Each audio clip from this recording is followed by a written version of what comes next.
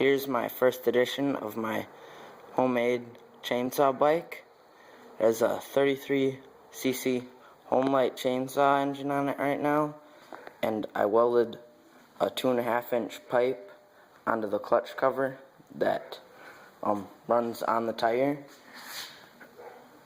I have these clamps to clamp my first aluminum plate onto the bike frame, and I have a door hinge mounted on there to the second plate that mounts the chainsaw engine on. What I did is I bought some longer screws down here because the old ones just ran up into the chainsaw to hold the bottom of the engine to hold the engine together. So I bought some longer ones and put some bushings under there that hold it together so I can hold that aluminum plate under there. To keep the pipe tensioned on to the tire, what I did is I have a piece of angle iron mounted on there, which is bolted to a turnbuckle,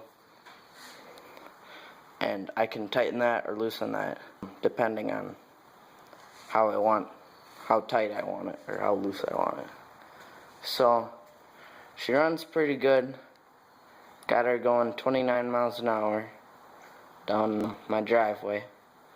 But right now I was cleaning out the clutch and gonna put some new oil on it, and I blew it out with the air compressor, and it was so worn that all the needles of the bearing fell out. So I am going to order a new clutch cover, or the sprocket, or whatever you want to call it, and going to have that on there, and probably put on a pipe with smaller diameter because this one doesn't allow the chainsaw to get to max RPMs. So yeah, it runs pretty good when it does run.